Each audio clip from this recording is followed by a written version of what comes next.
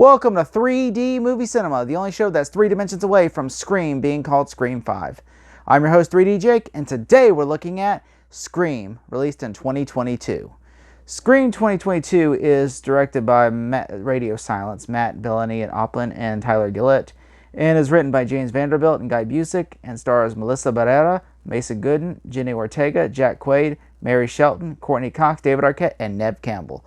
The movie is essentially a sort of like a reboot in a way, where it's a soft reboot where it picks up years later after Scream 4, but it focuses on a new group of characters played by Melissa Barrera, the Carpenter sisters, and Sam and Tara. And basically when Tara is attacked by Ghostface, then she comes back to Woodsboro with her and her boyfriend played by Jack Quaid. And basically the Ghostface killing started up again. Then of course they go to the only person that knows how, who's been there before, Sheriff Dewey, played by David Arquette. And then of course he gets Sidney and Gale involved, and then chaos ensures.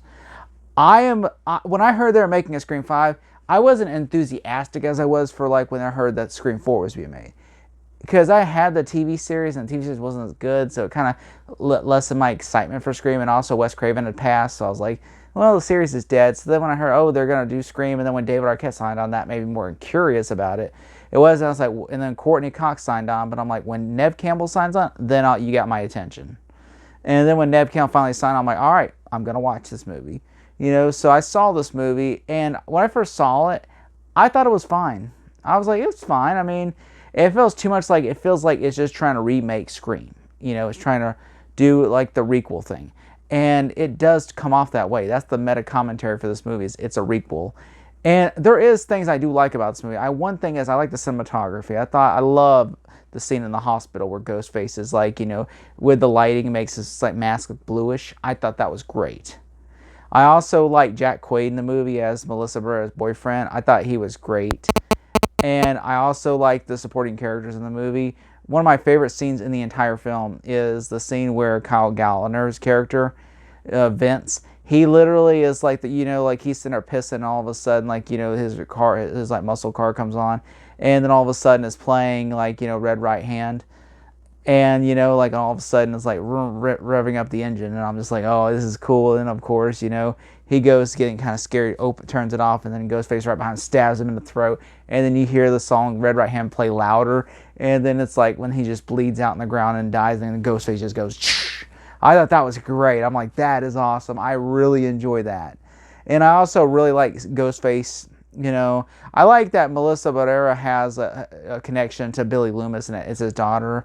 I like that, we see Billy Loomis back as a ghost. I thought that was great. I thought that worked well in the movie.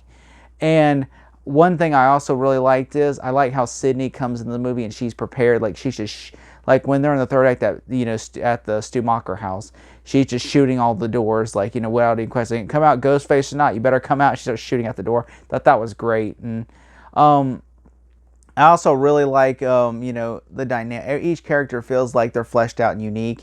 Okay, this is the Randy character. Oh, this is the dumb jock, and then this is, oh, of course, this is the shy character and everything. And this is the, and I like that they even brought back a character from Scream 4, the sheriff. They make her the sheriff in this movie. She was the deputy, Judy Hicks, and they make her the sheriff. And Dewey, there are things I dislike though. I did not like that obviously Dewey is now just oh, he looks like shit. And they, basically oh, he's just living in a trailer, and he's just all he does is watch Gale and eat soup and drinks. And I'm like, and there was even a deleted scene where Dewey's first introduction was at a bar, where he stops Vince from stabbing Mason Gooden's character. And of course what happened is then Vince punches him in the face, and then they kick Vince out and everything. But I'm just that would have made Dewey seem pathetic, so I guess they decided let's just introduce him at the trailer instead, which makes more sense. And I understand, I just hate that, Dewey is they kind of Indiana Jones him and Dial of Destiny him, where he's just oh, he's basically they basically deconstruct him to make him, to lift the other characters up. And I'm I hate that about movies sometimes. We don't need to make every character a lone, sobbing man who needs to, to lift the other characters up. You can make him cool and also make him, I would think, he would still be a cop. And I do like that there's moments in the movie after Judy Hicks is killed, Dewey is there, you know, with all of his other former cops and everything, and he's just like, you know, looking in the back of the car because like they're like, oh, so that someone stole the, you know, Judy's sidearm and they stole 2, you know, bulletproof vests and everything. And there's even like, you know, and even whenever Melissa Barrera's character Sam, she tries to come over there and like look, and the cop blocks her, and you see Dewey just turn his head and everything, and he's still talking to the cop. I'm like, that, I like that. I thought that felt genuine, real to me. And I also really like, you know, the intensity of the house with Judy Hicks' son, where like, oh, is the killer behind the corner? It isn't until he shuts the door that the killer's right behind him, and he's just pushing it. And you could tell at that point that's the male killer, because, you know, the male killer like does that, you know, like that, just, you know, same height and everything. And I was like, okay, that right there, which the killers in the movie, of course, are what is, you know, is what's his name, Jack Quaid's character, and what's her name, and the Amber Friedman and Jack Quaid's character. Those are the 2 killers in the movie, Mickey Madsen and Jack Quaid's character. Those are the 2 killers of the movie, and I like their motivation. Is like, hey, we're basically, the stab movies are terrible now, so our plan is we're going to just remake the movies by doing a real life remake murder. I thought that was cool and everything, and I thought that really worked and everything, especially where he's like, you know, and it's like almost a commentary on Star Wars. It's like, you know, they even try to poke fun at Force the Last Jedi and everything, saying like, you know, just because we love us, he said, just because they think we're a joke, you know. I thought that was great.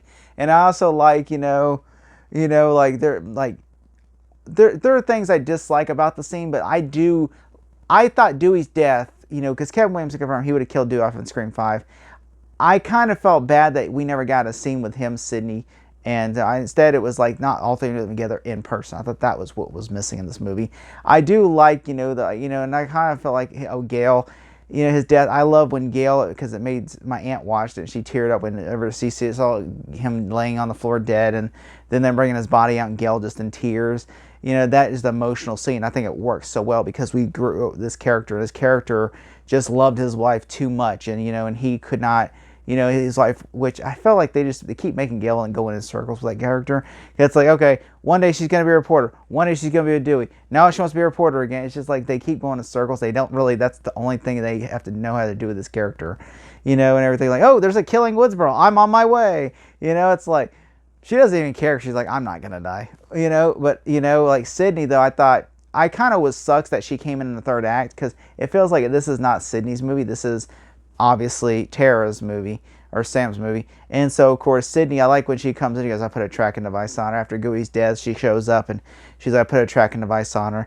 And then they go, and it turns out to be Billy's house, you know, or not Billy, but Stu's house. And then all of a sudden Sidney shows up, you know, and the whole 3rd act is great, especially whenever, like, you know, there's a scene, like, you know, where like Mikey, they're all arguing because they do like the recreation of the couch scene where they're behind you, Jamie, and the girl actually gets stabbed. And then, of course, they're like, and they're all like playing blame games, and all of a sudden, then like Mikey Madsen's character, Amber Friedman, just pulls a gun out and says, I know. And then she shoots the girl in the head. She goes, welcome to Act 3, which I love that line.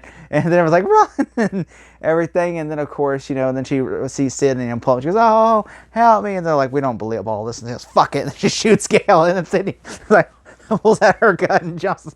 Oh, that was great. And she goes back in the house because she knows Sidney's armed now. And then, of course, you know, Richie, who's the second killer, he literally goes upstairs and hiding, and he calls her on the phone, and he goes, is this the first killer or the second killer? And he goes, well, wait. And then all of a sudden she shoots the door and goes, you shot me. And he goes, why didn't you say anything? Because you have a gun. And then all of a sudden, holy shit, it's Ghostface. I love that line where he says, holy shit, it's Ghostface. And then she and then all of a sudden they go over, and both of her Ghostface are both out incapacitated. She's Richie, and he goes downstairs, and he's the second killer, so he stabs her, which, by the way, she gets stabbed, and that's another nitpick. She gets stabbed, and yet she's still walking around fine. So is Sidney. Like, they should be able to be going to the hospital. They both get stabbed. Also, Sidney falls down a flight of stairs. Like, she falls like a story-high fall, you know, and both of them are fine walking, you know. They're like, oh, just a little back pain, that's all. I'm like, no, you should be like a broken leg or like fractured leg or fractured spine, you know. And also, I thought, yeah, like the kills are really creative in this movie, especially, you know, it's like, and everything feels like it works well and plays out well in this movie. And I think this is a really well done sequel. If I had to give this movie a grade, I'm going to give it a solid A-. Thank you so much.